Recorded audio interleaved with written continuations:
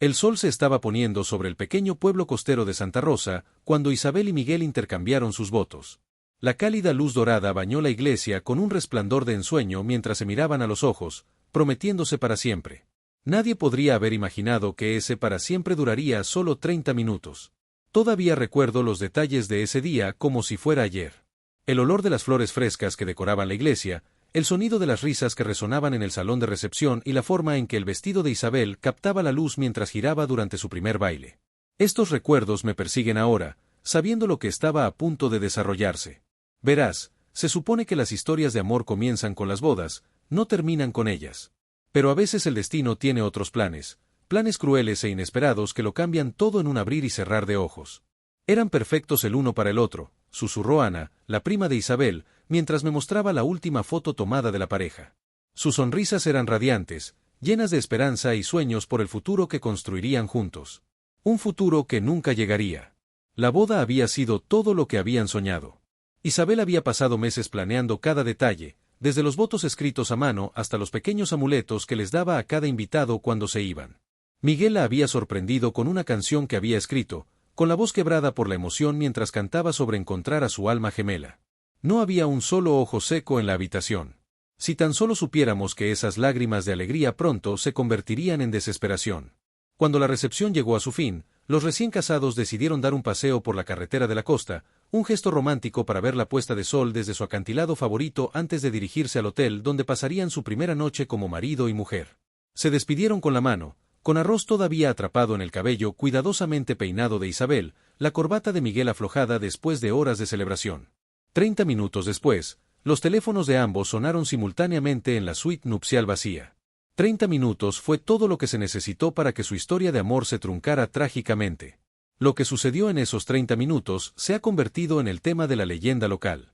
Algunos dicen que fue simplemente un trágico accidente, un cruel giro del destino en lo que debería haber sido el día más feliz de sus vidas. Otros susurran sobre posibilidades más oscuras, viejas supersticiones y advertencias ignoradas. Pero la verdad, cuando finalmente salió a la luz, fue más extraordinaria de lo que nadie podría haber imaginado. He pasado los últimos 3 años reconstruyendo lo que realmente sucedió esa noche. Entrevistando a familiares, amigos y testigos que los vieron en esos momentos finales. Cada persona con la que hablé agregó otra capa a esta increíble historia, una historia que desafía todo lo que creemos saber sobre el amor, el destino y los hilos invisibles que nos conectan a todos. El informe oficial decía que fue un accidente trágico e inevitable. Pero los más cercanos a la pareja sabían que había más en la historia. Mucho más. Había señales, me dijo la abuela de Isabel, con sus curtidas manos temblorosas mientras agarraba una vieja fotografía. Señales que todos elegimos ignorar porque queríamos que fueran felices. Porque pensábamos que el amor podía superar cualquier cosa. Sus ojos, nublados por las cataratas pero agudos por la memoria, parecían mirar más allá de mí, hacia ese fatídico día. Estábamos equivocados. Las señales de las que hablaba comenzaron a aparecer 3 meses antes de la boda. Pequeños acontecimientos aparentemente insignificantes que solo tienen sentido en retrospectiva. El anillo de compromiso que se le resbalaba del dedo a Isabel a pesar de tener el tamaño perfecto. Las misteriosas llamadas que recibía Miguel que nunca explicaba. El hombre extraño que apareció en su fiesta de compromiso, habló con ambas durante exactamente 5 minutos y luego desapareció sin despedirse de nadie más. Y luego estaba el incidente del vestido de novia. 2 semanas antes de la ceremonia, el hermoso vestido de Isabel fue entregado en su apartamento.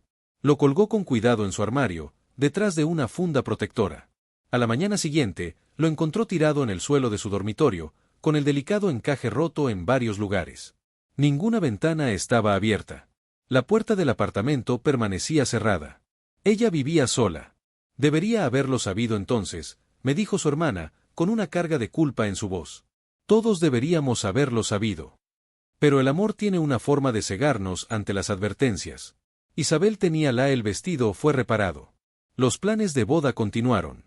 Y esa decisión puso en marcha una cadena de acontecimientos que conducirían a esos últimos 30 minutos. Lo que hace que esta historia sea verdaderamente notable no es solo la tragedia de 2 vidas jóvenes truncadas. Es lo que sucedió después. Los descubrimientos hechos. Las conexiones reveladas. La verdad imposible que emergió de los restos de esa carretera costera. Recuerdo estar de pie en el mirador del acantilado una semana después del accidente, tratando de entender qué había sucedido. La barandilla había sido reparada, no quedaba evidencia de la tragedia. El mar continuaba su eterna danza con la orilla, indiferente al sufrimiento humano. Pero mientras estaba allí, algo me llamó la atención, algo que brillaba en las rocas de abajo. Sería la primera de muchas pistas que me llevarían por una madriguera de conejo de descubrimientos.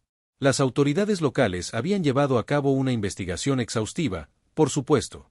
El expediente del caso estaba repleto de declaraciones de testigos, fotografías y análisis de expertos. Pero había inconsistencias. Detalles que no encajaban del todo. Preguntas sin respuesta. Como por qué tanto Isabel como Miguel se habían quitado los anillos de boda antes del accidente. O por qué Miguel, un conductor prudente que nunca había recibido ni siquiera una multa de aparcamiento, de repente conducía a velocidades tan peligrosas por una carretera que conocía bien. O quizá lo más desconcertante de todo, porque el último mensaje de texto enviado desde el teléfono de Isabel apenas 3 minutos antes del accidente, contenía una serie de números y letras que parecían ser una especie de código. No eran dos personas cualquiera, explicó el padre Ramírez, que había oficiado la ceremonia nupcial. Sus ojos tenían una mirada cómplice que sugería que entendía más de lo que estaba dispuesto a decir. Su conexión era diferente. Especial en formas que van más allá de lo que podemos ver o tocar. Fue el sacerdote quien primero me dirigió a los archivos de la biblioteca, a una colección de historias y folclore locales a los que no se había accedido en décadas. Allí, en un diario encuadernado en cuero escrito en 1879, encontré la primera mención de un incidente similar, otra pareja joven, otra tragedia el día de la boda, otra ventana de 30 minutos entre la alegría y la devastación. Pero lo que sucedió en esos 30 minutos es lo que desafía la explicación. Las decisiones tomadas. Los sacrificios ofrecidos. La antigua promesa cumplida. Cuando la madre de Isabel me entregó una caja con las pertenencias de su hija, dijo algo que nunca olvidaré: a veces el mayor acto de amor no es vivir juntos, es morir juntos. Sus palabras parecían crípticas en ese momento, pero demostrarían ser la clave para entender todo. Entre las posesiones de Isabel había un pequeño diario. La última entrada, escrita la mañana del día de su boda, contenía solo una línea: hoy completamos el círculo. El círculo. Esas 3 palabras me llevarían a descubrir una historia que abarca generaciones, continentes y tal vez incluso dimensiones. Una historia de un amor tan poderoso que trascendió a la muerte misma. Una historia de un antiguo pacto hecho hace siglos que exigía su pago final en esa fatídica noche. La verdad detrás de lo que le sucedió a Isabel y Miguel 30 minutos después de su boda no solo es impactante, sino que desafía todo lo que creemos saber sobre la vida, la muerte y el poder de la conexión humana. Su historia no es solo una tragedia, es una puerta para entender algo más grande que nosotros mismos. Mientras estoy aquí ahora, en el lugar exacto donde pasaron sus últimos momentos. Juntos, casi puedo sentirlos observando. Su historia merece ser contada, no solo el cómo y cuándo de sus muertes, sino el porqué. El increíble e imposible porqué que te hará cuestionar todo lo que creías saber sobre el amor y el destino. Esta no es solo otra historia de amantes desventurados. Esta es una historia que te hará creer en fuerzas más allá de nuestro entendimiento. Fuerzas que a veces exigen el máximo sacrificio por razones que apenas podemos comprender. ¿Qué pasó realmente con Isabel y Miguel en esos 30 minutos después de que dejaron su recepción de boda? La respuesta está en la intersección de antiguas leyendas, secretos familiares y un amor lo suficientemente fuerte como para trascender la muerte misma. Un amor que, tal vez, continúa incluso ahora. Su historia comienza con un final. Pero como he descubierto a través de mi investigación, a veces, un final es solo otro tipo de comienzo. Así que déjame llevarte de regreso a esa fatídica noche, a la verdadera historia detrás de los titulares. A la verdad que ha permanecido oculta hasta ahora. Una verdad que te hará cuestionar todo lo que creías saber sobre el amor, la muerte y lo que podría haber más allá. Esta es la historia de Isabel y Miguel. De 30 minutos que lo cambiaron todo. Y de la increíble razón detrás de una tragedia que, una vez entendida, se transforma de una pérdida sin sentido en algo mucho más profundo. ¿Estás listo para descubrir la verdad? Para entender lo que le sucedió a Isabel y Miguel, necesitamos retroceder, no solo a las semanas anteriores a su boda, sino a generaciones antes de que cualquiera de ellos naciera. El pueblo costero de Santa Rosa siempre ha sido un lugar donde el velo entre los mundos parece más delgado de alguna manera. Los lugareños tienen historias que no comparten con los turistas, leyendas transmitidas de generación en generación sobre los acantilados y lo que sucede cuando la niebla del mar llega al atardecer. Mi abuela le advirtió a Isabel, me dijo Ana, su voz apenas por encima de un susurro mientras nos sentábamos en el pequeño café donde Isabel había trabajado durante la universidad. Le dijo que no se casara el tercer sábado de mayo. Le rogó que eligiera otra fecha. Las manos de Ana temblaban levemente mientras revolvía el café que aún no había tocado. Pero Isabel se rió. Dijo que era una vieja superstición. El tercer sábado de mayo. La misma fecha en la que, en 1879, otra pareja, Ricardo y Elena, murió poco después de su ceremonia nupcial. La misma fecha en la que, en 1943, otros dos recién casados desaparecieron sin dejar rastro mientras conducían por la misma carretera costera. Isabel y Miguel se habían conocido en la universidad 5 años antes de su boda. Su conexión fue inmediata e intensa, el tipo de amor que sus amigos describían como casi demasiado perfecto. Se complementaban en todos los sentidos, el alma artística de ella equilibrada por la naturaleza práctica de él, la tranquila consideración de él por la vibrante energía de ella. Todos estaban de acuerdo en que estaban destinados a estar juntos. Pero hubo momentos extraños que la gente recordaba solo después de la tragedia. Como la vez que Isabel se desplomó durante una caminata por los acantilados, afirmando que había visto a una mujer con un vestido de novia que la llamaba desde las rocas de abajo. O la noche en que Miguel se despertó gritando, convencido de que alguien había estado de pie al pie de su cama. Ambos tuvieron sueños, me dijo el hermano de Miguel, que parecía incómodo mientras hablaba. Los mismos sueños, aunque nunca se los contaron. Se veían de pie en el borde del acantilado, tomados de la mano. Y luego se caían, o saltaban, no estaban seguros. Pero en el sueño, no tenían miedo. Se sentían, en paz. Entonces miró hacia otro lado, parpadeando rápidamente. Solo sé esto porque Miguel me lo contó la mañana de la boda. Dijo que finalmente entendió lo que significaban los sueños. 3 días antes de la boda, un paquete extraño llegó a su apartamento. Sin remitente, sin nota dentro. Solo un antiguo relicario de plata que contenía 2 pequeñas fotografías que se parecían inquietantemente a Isabel y Miguel, aunque la ropa sugería que las imágenes tenían al menos un siglo de antigüedad. Isabel se lo había mostrado a su abuela, que se había puesto pálida y se había ido inmediatamente sin dar explicaciones. Algunas cosas es mejor dejarlas enterradas, me había dicho la anciana cuando la visité, sus manos agarrando un rosario con tanta fuerza que sus nudillos se pusieron blancos. Algunas conexiones no deberían renovarse. La conexión de la que hablaba parecía centrarse en una vieja historia, una que muchos en Santa Rosa conocían en parte, pero nadie podía contar en su totalidad. Involucraba a 2 amantes de mundos diferentes que habían hecho un pacto hace siglos, un pacto que exigía renovación cada pocas generaciones a través de la unión y el sacrificio de 2 almas que coincidían con la suya. A medida que investigué más profundamente los registros de la ciudad, descubrí que todas las parejas que habían muerto en esa fecha compartían similitudes sorprendentes, no solo en apariencia, sino en las circunstancias de su encuentro, los obstáculos que superaron para estar juntos, incluso los votos específicos que eligieron intercambiar en sus bodas. El video de la boda, que he visto innumerables veces, muestra algo inusual durante el intercambio de votos de Isabel y Miguel. Mientras decían las palabras tradicionales, prometiéndose amarse hasta que la muerte los separe, nosotros, ambos hicieron una pausa exactamente al mismo tiempo. Luego, mirándose directamente a los ojos, dijeron, y más allá de la muerte misma. El oficiante parecía sorprendido, pero continuó la ceremonia. Ese cambio pequeño, aparentemente insignificante, puede haber sido la clave final que desbloqueó cualquier mecanismo antiguo que se había puesto en marcha mucho antes de que nacieran. La recepción terminó temprano, exactamente al atardecer. Los invitados describieron una atmósfera extraña que descendió sobre la celebración, no tristeza, exactamente, sino una sensación de inevitabilidad. Isabel y Miguel parecían inusualmente tranquilos mientras se despedían, como si se fueran por mucho más tiempo que su luna de miel. Hay algo en el diario de Isabel que lo cambia todo, me dijo Ana, meses después de que comencé mi investigación. Ella había estado conteniéndose, protegiendo la memoria de su prima. Pero el peso del secreto se había vuelto demasiado para soportar. Nos encontramos en el mirador del acantilado donde Isabel y Miguel habían pasado sus últimos momentos. El viento azotaba a nuestro alrededor, trayendo el olor a sal y algo más, algo antiguo e incognoscible. Ana sacó un diario de cuero desgastado de su bolso, con las manos temblorosas. No escribió en él solo la mañana de la boda, explicó Ana, hojeando las páginas. Había estado documentándolo todo durante años. Los sueños, las visiones, la investigación que había estado haciendo en secreto.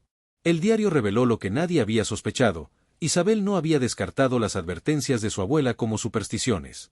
Las había estado investigando, juntando las piezas de la historia del pueblo y la conexión de su propia familia con él. Página tras página detallaba sus descubrimientos, que se volvían más urgentes a medida que se acercaba el día de su boda. Sé lo que somos, decía una entrada de 2 meses antes de la boda. Lo que representamos Miguel y yo. He encontrado las pinturas, las cartas, los registros. Hemos estado aquí antes. Muchas veces. Cuerpos diferentes, mismas almas. Siempre encontrándonos. Siempre terminando de la misma manera. Otra entrada, Miguel no lo entiende del todo todavía, pero él también lo siente. La atracción hacia los acantilados. La sensación de que nos conocemos desde hace mucho más de 5 años. La forma en que a veces hablamos al unísono sin planearlo. Él cree que son coincidencias. Ahora sé que no es así. La entrada más escalofriante llegó justo una semana antes de la boda. Finalmente le conté todo a Miguel esta noche. Le mostré la investigación, el patrón, las conexiones. Esperaba que pensara que estaba loca. En cambio, parecía aliviado. Yo también he estado teniendo recuerdos, dijo. Simplemente no sabía qué significaban. Nos quedamos despiertos toda la noche hablando sobre qué hacer. Si huir de esto o aceptarlo. Si tenemos alguna opción. Mientras Ana y yo leíamos el diario, una fría comprensión me invadió. Isabel y Miguel no habían sido víctimas de una tragedia, sino que habían participado en algo mucho más complejo. Volví a buscar al padre Ramírez, esta vez con preguntas específicas sobre los archivos de la iglesia. Después de algunas dudas, me condujo a una habitación oculta debajo de la iglesia, una pequeña cámara llena de registros que databan de la fundación del pueblo. La iglesia siempre lo ha sabido, admitió en voz baja. Hemos visto este ciclo repetirse durante generaciones. Siempre impotentes para detenerlo. Entre los documentos había una carta descolorida de 1879, escrita por un sacerdote que había presenciado el primer incidente registrado. Hablaba de 2 almas unidas por un antiguo pacto y una puerta que se abre solo a través de la unión perfecta de llamas gemelas. El sacerdote describió una luz en los acantilados esa noche, visible solo para unos pocos, y la extraña calma que se había instalado en el pueblo en los días siguientes. Lo que Isabel había descubierto, lo que ella y Miguel habían aceptado, era que eran los últimos vehículos de algo que había estado circulando por este pueblo durante siglos. No solo una tragedia que se repetía, sino un ritual. Un requisito necesario, según algunos de los textos. Las barreras entre los mundos deben mantenerse, se leía en un documento críptico. El precio es el sacrificio voluntario de quienes existen en ambos. 2 noches antes de la boda, el guardián del faro local informó haber visto 2 figuras de pie en el borde del acantilado a medianoche. Cuando las llamó, pensando que podrían ser en peligro, se giraron hacia él al unísono. Juró que sus ojos reflejaban la luz de una manera que no era humana. Cuando llegó al lugar donde habían estado parados, no había nadie allí, solo 2 pares de huellas que conducían al borde y luego se detenían.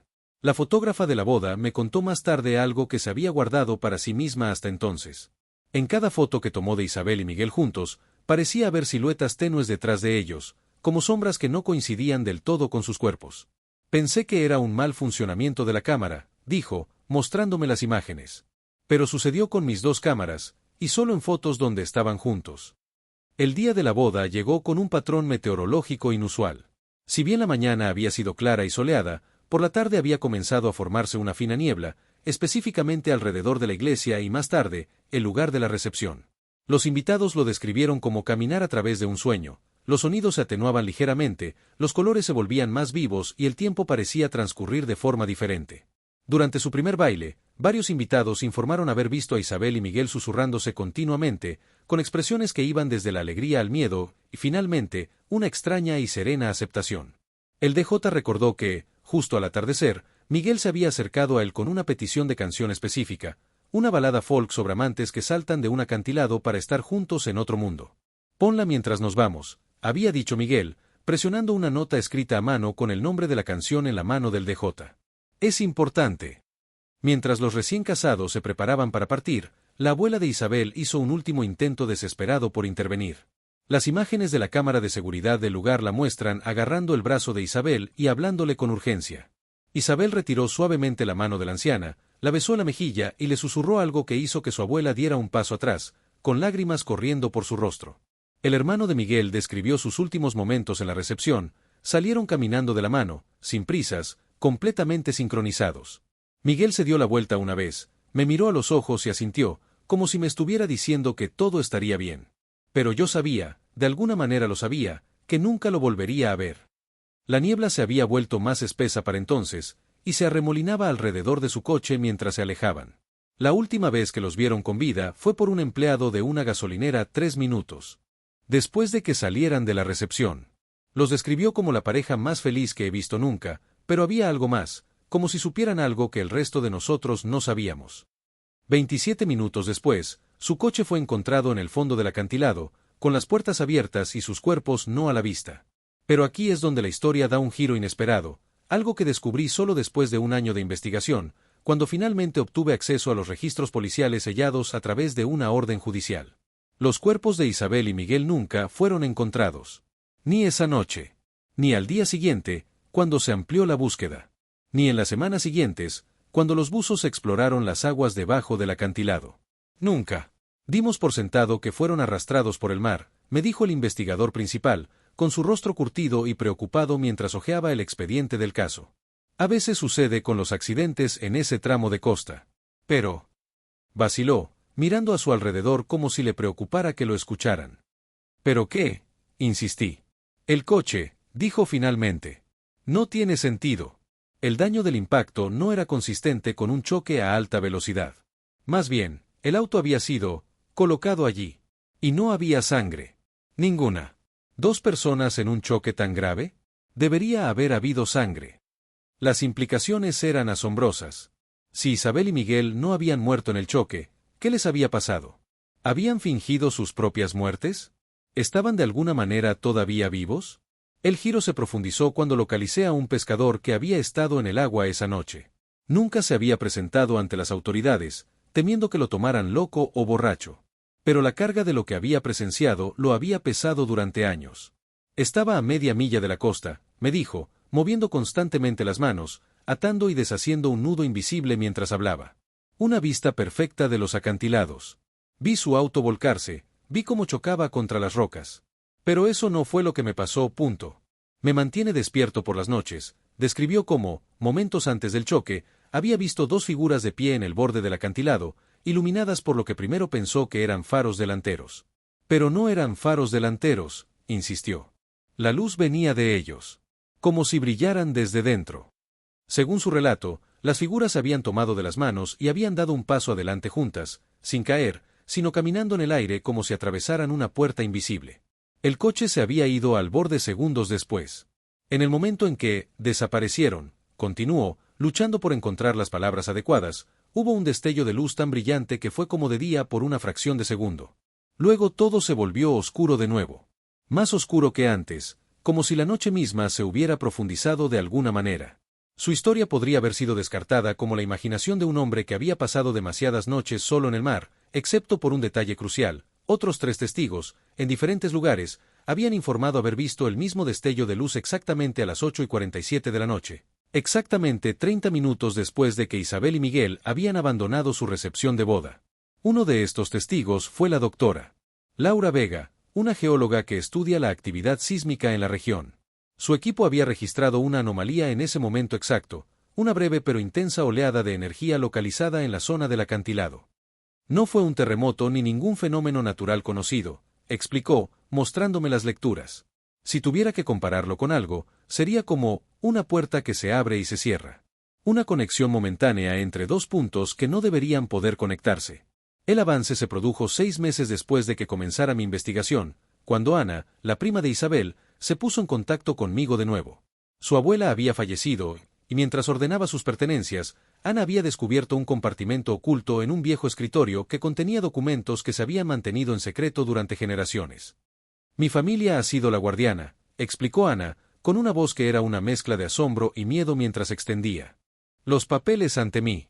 Cada generación se elige a una persona para que vigile, prepare, guíe cuando llegue el momento. Los documentos detallaban una historia mucho más antigua que el propio pueblo. Hablaban de un antiguo pacto entre 2 reinos, nuestro mundo y otro que existe junto a él, separados por una barrera que se vuelve delgada en ciertos lugares. Los acantilados de Santa Rosa eran uno de esos lugares. Según estos registros, cada pocas generaciones, la barrera se debilita peligrosamente.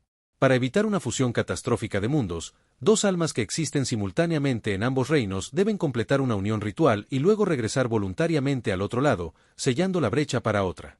El ciclo de la muerte de Isabel y Miguel. No se están muriendo, susurró Ana. Se van a casa.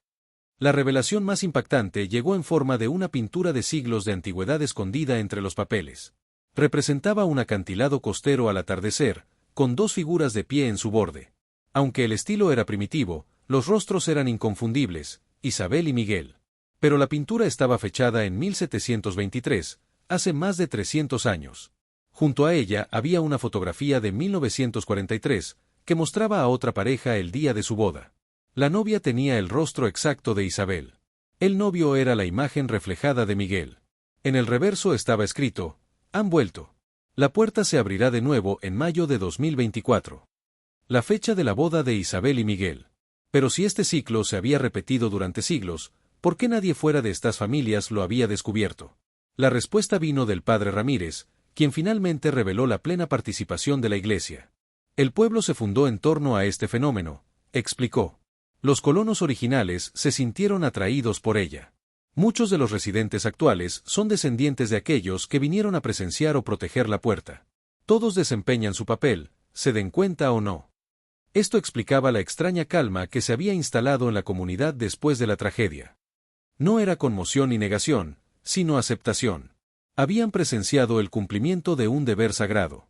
Con todas estas piezas encajando, me obsesioné con entender qué sucedió exactamente en esos 30 minutos después de que Isabel y Miguel abandonaran la recepción de su boda. La respuesta vino de una fuente inesperada: el coche de Miguel. Hace 3 semanas, el vehículo finalmente fue recuperado de las rocas costeras durante unas mareas inusualmente bajas. Aunque el exterior estaba muy dañado, la electrónica había permanecido parcialmente intacta.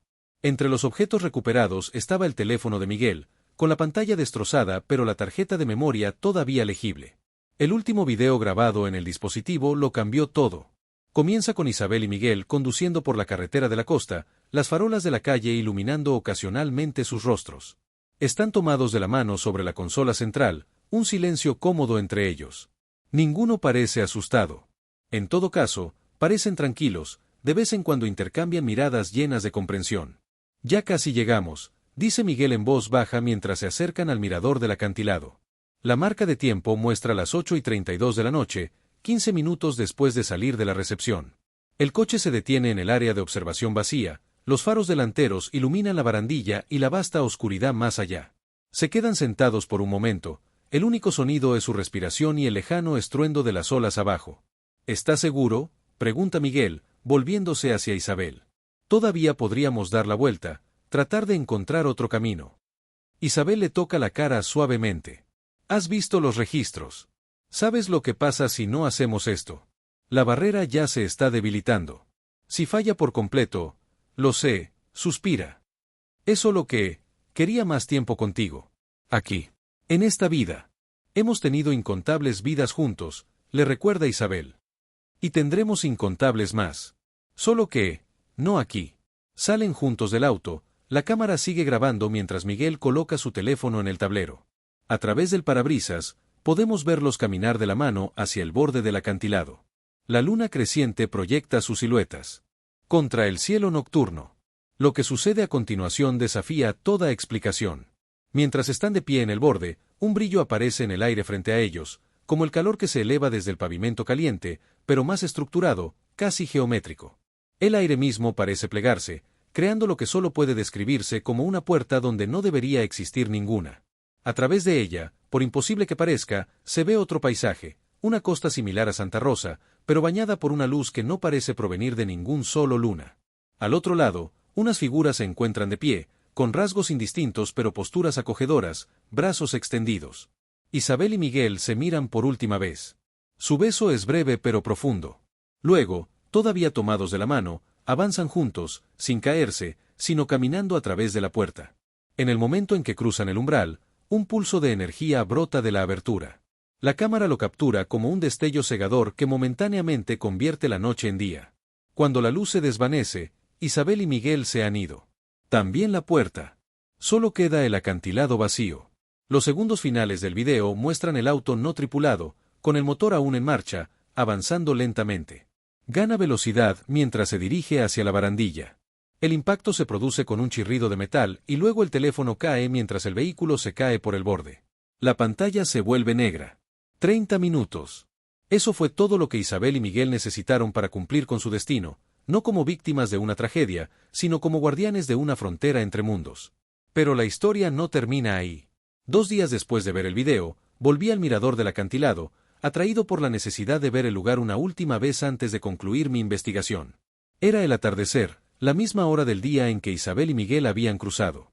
Cuando la última luz se desvaneció del cielo, noté algo en el suelo cerca del borde, un pequeño objeto plateado que reflejaba los rayos moribundos del sol. Era el anillo de bodas de Isabel, el que los testigos habían notado que faltaba en su dedo después del accidente. No había estado allí durante mis visitas anteriores. Estoy seguro de eso. Junto a él había un trozo de papel doblado, con los bordes crujientes como si acabaran de colocarlo allí, sin que los vientos costeros que barren constantemente la zona los tocaran. Con manos temblorosas, lo abrí y encontré un mensaje escrito con la inconfundible letra de Isabel. La puerta se abre en ambos sentidos, pero solo brevemente. Estamos bien. Estamos juntos. El mundo está a salvo para otra generación. Dile a nuestras familias que las amamos. Y gracias por contar nuestra historia. El papel estaba fechado con la fecha del día siguiente. Mientras estaba allí, con el anillo en una mano y la nota en la otra, una extraña sensación me invadió, una sensación de estar siendo observada desde el otro lado, en algún lugar a la vez muy cercano y extremadamente lejano. El aire frente a mí brilló momentáneamente, tal como había sucedido en el video. Por una fracción de segundo, creí verlos, Isabel con su vestido de novia, Miguel con su traje, de pie, tomados de la mano, en un mundo bañado por una luz sobrenatural. Entonces, una ráfaga de viento barrió el acantilado y el momento pasó. El brillo se desvaneció. Estaba sola de nuevo. ¿O no? Desde ese día, los residentes de Santa Rosa han informado de fenómenos extraños en todo el pueblo. Relojes que se detienen durante exactamente 30 minutos antes de volver a funcionar. Reflejos en las ventanas que no coinciden exactamente con las personas que están frente a ellas. El aroma de las flores de la boda que aparecen en habitaciones vacías. Lo más revelador de todo es que la abuela de Isabel, que había estado desconsolada después de la boda, ahora sonríe serenamente cuando se le pregunta por su nieta. Completaron el círculo, le dice a cualquiera que le pregunte. Volverán cuando se los necesite de nuevo. La investigación oficial dictaminó que las muertes de Isabel y Miguel fueron un accidente, y el video se descartó como material dañado o un elaborado engaño. La nota y el anillo que encontré están guardados bajo llave, mi propia prueba privada de una verdad demasiado extraordinaria para que la mayoría la acepte. Pero la gente de Santa Rosa lo sabe. Siempre lo han sabido. Cada pocas generaciones, el ciclo se repite. 2 almas se encuentran, se enamoran y cumplen un antiguo pacto. No es una tragedia, sino un deber sagrado. Isabel y Miguel no murieron 30 minutos después de su boda. Trascendieron, eligieron el amor a través de las dimensiones, eligieron el deber en lugar de una sola vida juntos, eligieron proteger ambos mundos a costa de su lugar en este. Y en algún lugar, más allá del velo que separa nuestro mundo del suyo, esperan el momento en que la barrera se adelgace una vez más y necesiten regresar para mantener el delicado equilibrio entre los reinos. La parte más increíble de esta historia no es que murieran 30 minutos después de su boda. Es que, de alguna manera profunda y misteriosa, nunca murieron. Me he guardado su historia para mí durante meses, sin saber cómo compartir algo tan extraordinario con el mundo. ¿Quién me creería? Un periodista que afirma que una pareja de recién casados no murió en un trágico accidente, sino que atravesó una puerta entre mundos para cumplir un antiguo pacto. Suena a fantasía, a ilusiones de alguien que no podía aceptar la dura realidad de 2 vidas jóvenes truncadas. Pero la verdad merece ser contada, por increíble que parezca. 6 meses después de mi experiencia en el acantilado, regresé a Santa Rosa. El pueblo había cambiado sutilmente. El monumento que se había planeado para Isabel y Miguel nunca se construyó. En cambio, la comunidad creó un pequeño jardín cerca del mirador del acantilado, lleno de las mismas flores que habían decorado su boda. En el centro hay una piedra sencilla que no lleva nombres ni fechas, solo 2 círculos entrelazados y la inscripción hasta que nos volvamos a encontrar. Los padres de Isabel, que quedaron devastados inmediatamente después del incidente, hablan ahora de su hija con una extraña mezcla de orgullo y paz. Ella siempre supo cuál era su propósito, me dijo su padre cuando visité su casa. Incluso cuando era niña, nos contaba historias sobre el otro lugar de donde decía que venía. Pensábamos que eran solo fantasías infantiles. El hermano de Miguel se ha hecho cargo del negocio familiar y a menudo hace una pausa en su trabajo para contemplar los acantilados a lo lejos. Sigue cuidándonos, dijo cuando lo entrevisté. A veces lo siento aquí, especialmente al atardecer. Es como si nunca se hubiera ido del todo. Los cambios más notables se han producido en el propio pueblo. El turismo ha aumentado, atraído por los rumores de fenómenos extraños. Los visitantes dicen sentirse inusualmente en paz aquí, especialmente cerca de los acantilados. Algunos aseguran haber visto dos figuras caminando de la mano por el borde al atardecer, desapareciendo si alguien se acercaba. El padre Ramírez se ha retirado de la iglesia y se ha dedicado a organizar los antiguos registros que había mantenido ocultos durante tanto tiempo. Es hora de que se conozca la verdad, explicó mientras conservaba cuidadosamente documentos que datan de siglos atrás. Quizás no todo, algunos secretos deben permanecer para proteger a ambos lados. Pero lo suficientes para que se entienda su sacrificio. La investigación del Dr. Vega, el estudio de las anomalías energéticas del acantilado, ha atraído la atención de científicos de todo el mundo. Aunque tiene cuidado de no mencionar portales u otros reinos en sus artículos publicados, sus notas privadas detallan patrones consistentes de fluctuaciones energéticas que alcanzan su punto máximo cada pocas generaciones, siempre coincidiendo con uniones entre parejas que guardan un asombroso parecido con Isabel y Miguel. En cuanto a mí, mi investigación me ha llevado por caminos que nunca esperé recorrer. He conectado con investigadores y místicos que estudian los espacios liminales, puntos donde los límites entre los mundos se vuelven delgados. He descubierto otros lugares con leyendas similares, otras parejas a lo largo de la historia que desaparecieron en circunstancias misteriosas solo para ser vislumbradas nuevamente años después, sin cambios. Y a veces, cuando regreso al acantilado al atardecer, llevo conmigo el anillo de bodas, el que encontré ese día. Nunca se lo he mostrado a nadie más. Se siente demasiado personal, demasiado sagrado de alguna manera. Lo sostengo en la palma de mi mano mientras el sol se esconde en el horizonte, y a veces, no siempre, pero a veces, siento que se calienta, como si respondiera a algo que no puedo ver. La semana pasada, en el primer aniversario de su boda, sucedió algo que todavía me cuesta explicar. Visité el acantilado como de costumbre, con el anillo en la mano. Cuando la última luz se desvaneció del cielo, una niebla llegó desde el mar, inusualmente densa y localizada. Dentro de ella, escuché música, la misma canción que había sonado durante el primer baile de Isabel y Miguel. A través del vapor que se arremolinaba, aparecieron dos siluetas, bailando lentamente en el borde del acantilado. Aunque no podía distinguir sus rasgos con claridad, sabía que eran ellas. La figura femenina se giró y, por un breve momento, la niebla se abrió lo suficiente para que pudiera ver el rostro de Isabel. Sonrió, no a mí, sino a algo más allá, algo que no podía percibir. Entonces ella y Miguel se dieron la vuelta juntos y caminaron hacia el aire cada vez más tenue, desapareciendo de la vista a medida que la niebla se disipaba. Siguen vigilando Santa Rosa, manteniendo el delicado equilibrio entre los mundos. Su historia no es una tragedia, sino una trascendencia, un recordatorio de que el amor, en su forma más pura, no conoce fronteras, ni siquiera entre dimensiones. Algunos podrían llamar a esto fantasía o ilusión.